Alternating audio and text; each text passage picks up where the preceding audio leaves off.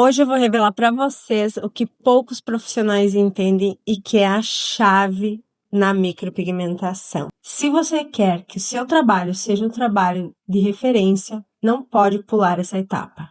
Conhecer profundamente sobre pele é indispensável para você elevar a sua técnica para outro nível. Entender a estrutura da pele é fundamental para que você tenha resultados com segurança, com precisão e também com previsão, com antevisão. Nem sei se tem essa palavra.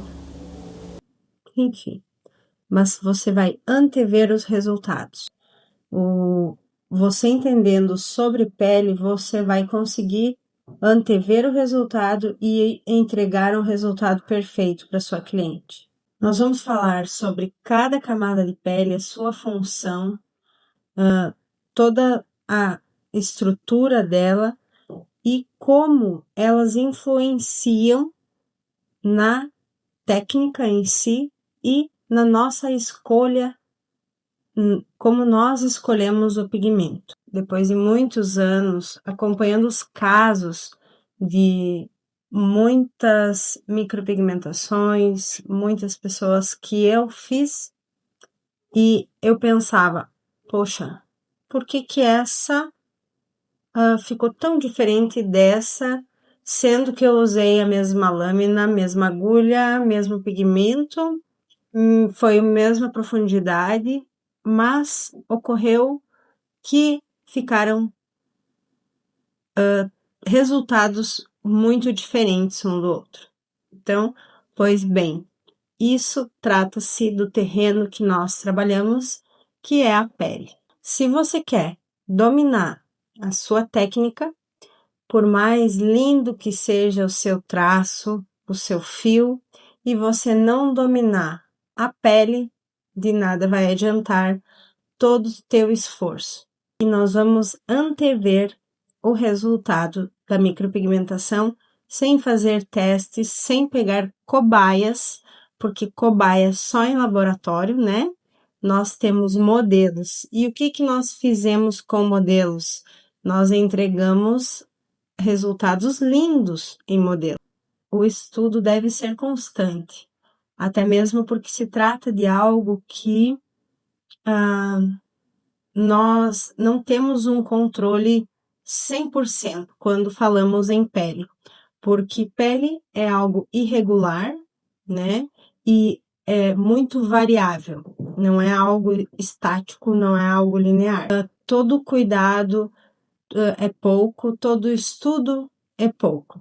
Então, quero passar alguns tópicos aqui para vocês em relação a isso, e se você deseja se aprofundar nisso, eu tenho o método S-Pro, tá?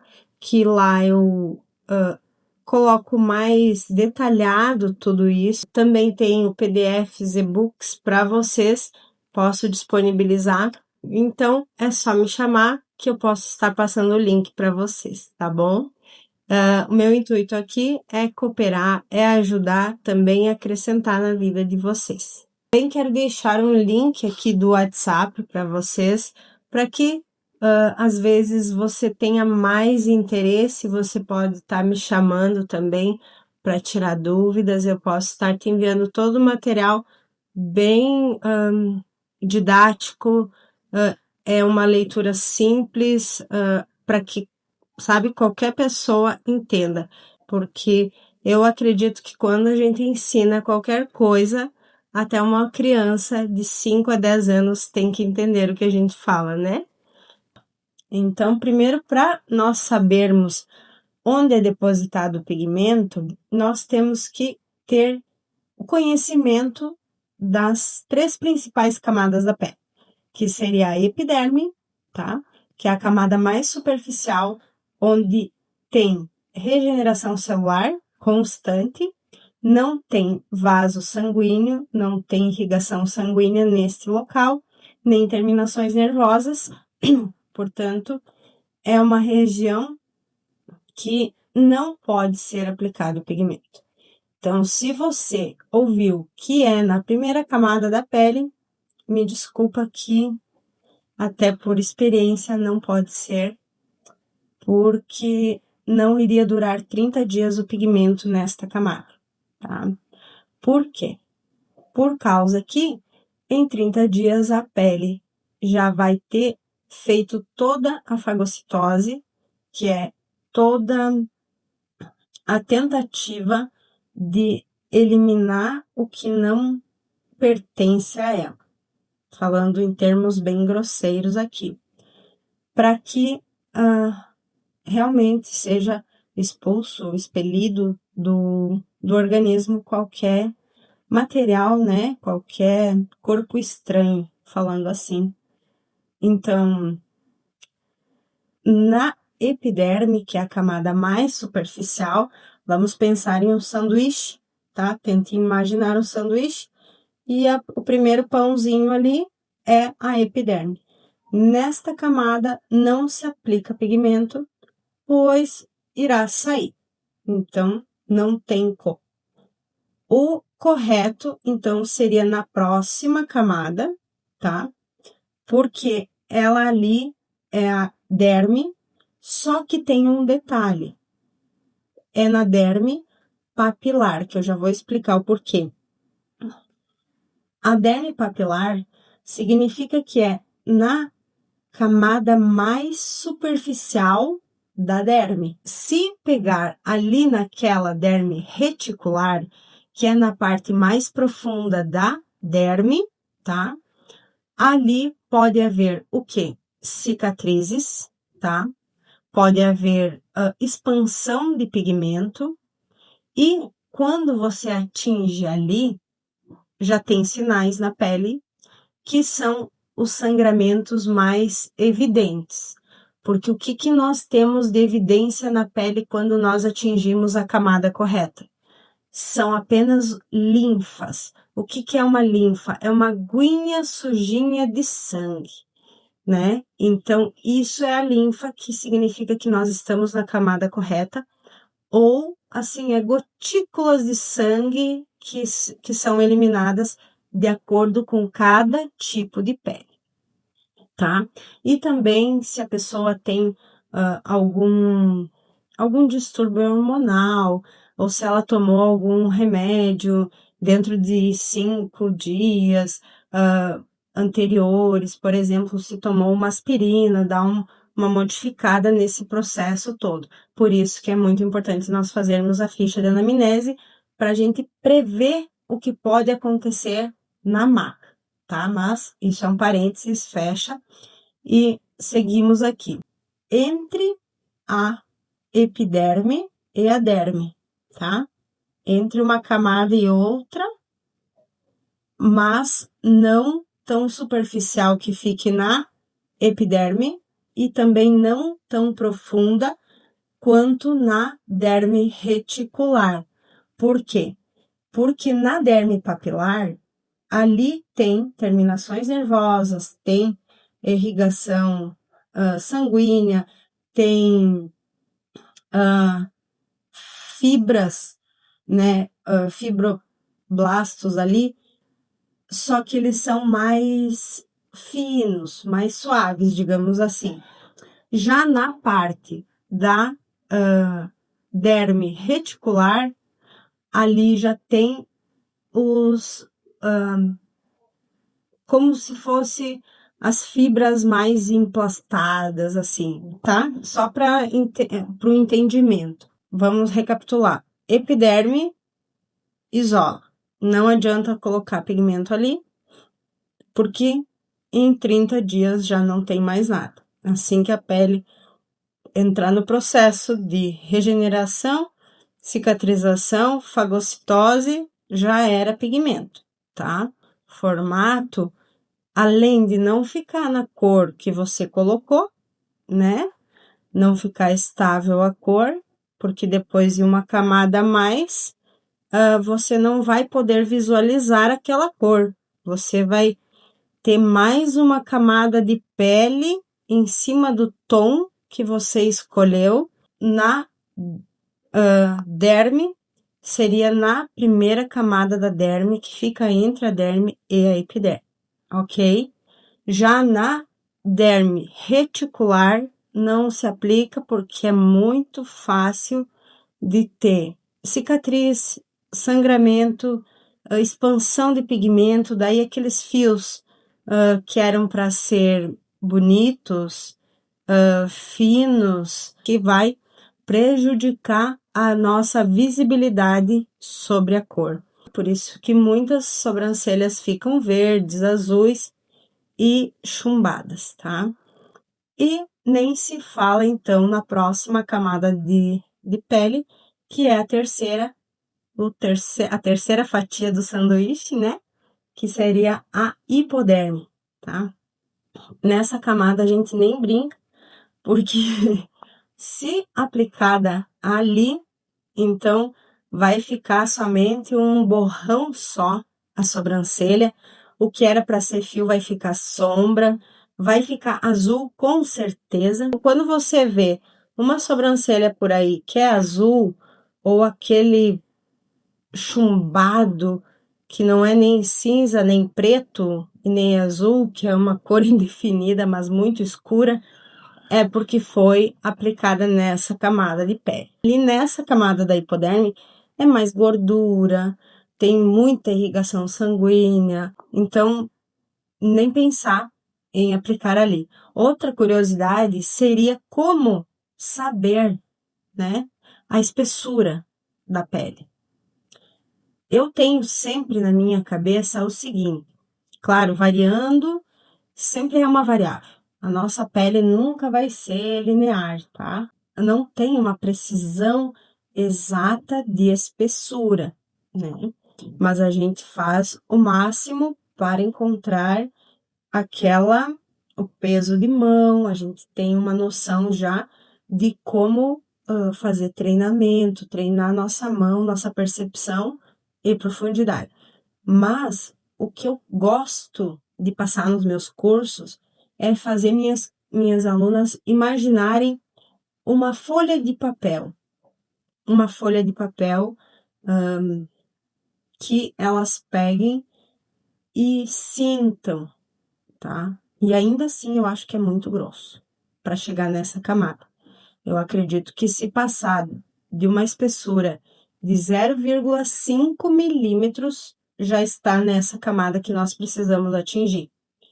Por isso que é muito perigoso a gente dar um número exato para a profundidade de pele. Eu não acredito nisso, tá? Na maioria dos casos, o problema não foi a técnica, foi o desconhecimento sobre a pele. Então, você não precisa ser dermatologista. Você somente precisa conhecer minimamente o terreno, a superfície em que você trabalha. Então, agora eu quero te passar algumas dicas preciosas que eu levei muito tempo, muitos anos, tendo que fazer, por exemplo, as minhas próprias experiências. Também quero te dar dicas realmente práticas, ok? Vou falar aqui as mais recorrentes. Por exemplo, a pele oleosa. O que você pode fazer para que não tenha alguma intercorrência no sentido de resultados insatisfatórios, porque nós sabemos que uma pessoa com resultado insatisfatório vai propagar pelo menos para 10 pessoas. E hoje a gente paga anúncios para trazer pessoas até nós.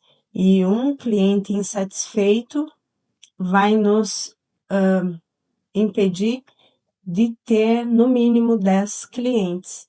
Então, a gente tem que preservar, a gente tem que estudar, tem que correr atrás mesmo, para que a gente preserve até mesmo o nosso nome, a nossa credibilidade, ok? Então, vamos lá.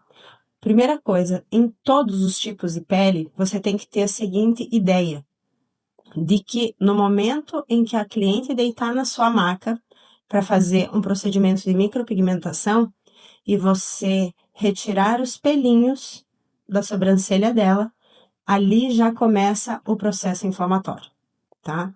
Por mais incrível que isso pareça. Então, assim que a cliente deitar, você tem que tentar evitar o máximo de agressão nesta pele. O que acontece? Se você for muito agressiva, desde a epilação, desde a retirada de excessos, desde a higienização desta pele, você está correndo o risco deste processo inflamatório ser tão forte que vai avisar os macrófagos do nosso organismo a eliminarem muito mais rápido, a agirem, entrarem em ação para que expulsem o máximo possível deste pigmento implantado. A ideia é que quanto menos agressão nesta pele, maior será a fixação do pigmento. Eu tenho que respirar um pouco, né? Vamos lá. Respira. Inspira. Vamos lá. Veja que há algumas características, tá? Que influenciam diretamente também na forma com que a gente deve trabalhar. Por exemplo, uma pele mais espessa, né? Uma pele oleosa, então, digamos assim. Nesta pele, o indicado é trabalhar com uma intensidade maior no peso de mão, uma pressão maior, tá? Até o movimento exige um pouco mais de agilidade, tá? Também as agulhas, as lâminas, a gente tem que ter lâminas um pouco mais resistentes nessa pele, pela pele também ser resistente.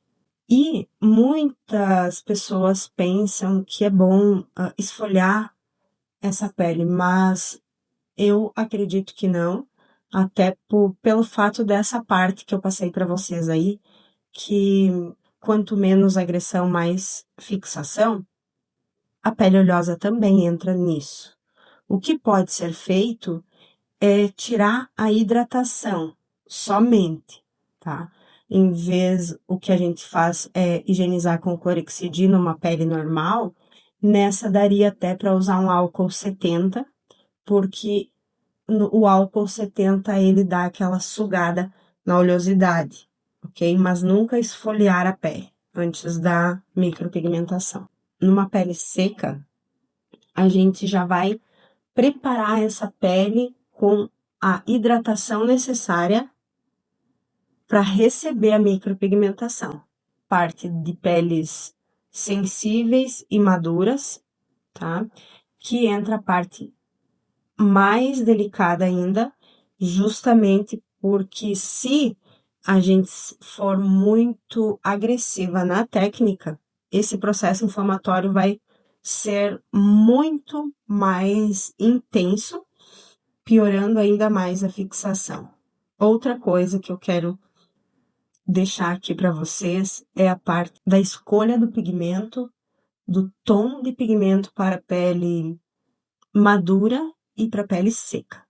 Para esses tipos de pele, a gente sempre opta por tons mais claros, ou um tom mais claro que nós escolheríamos se a pele fosse normal ou oleosa, tá?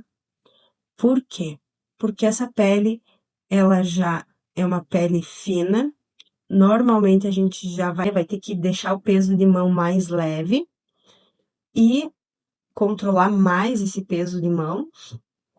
Então, é uma pele que quando você coloca a lâmina, o pigmento, a agulha, ela absorve, ela segura o pigmento. Não é como a pele oleosa que a gente passa, implanta o pigmento e a pele oleosa, ela logo fagocita, ela logo elimina e absorve, né? Tem que ter um cuidado redobrado em fazer micropigmentação em pele madura e seca. Sempre faça uma avaliação antes de iniciar qualquer procedimento de micropigmentação. Isso vai te ajudar a ter resultados incríveis, eu tenho certeza disso. Anote também em cada ficha de anamnese, materiais que você usa, para que você tenha como mensurar, que tenha como você analisar os teus resultados, tá? Continue se aperfeiçoando nos teus estudos para que você também consiga ver a tua evolução. É muito bom isso.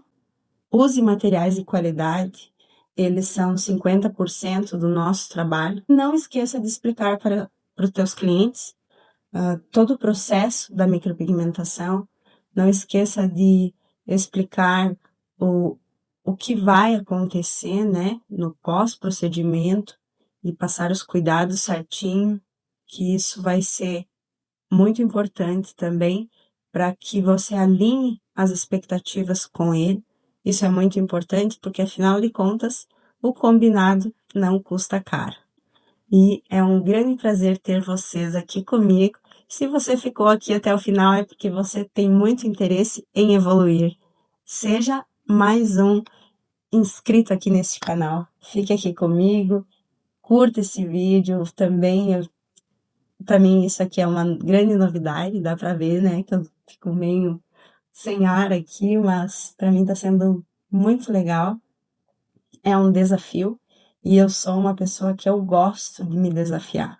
Isso me traz vida e tudo que a gente se desafia, a gente cresce. Então vamos crescer juntos.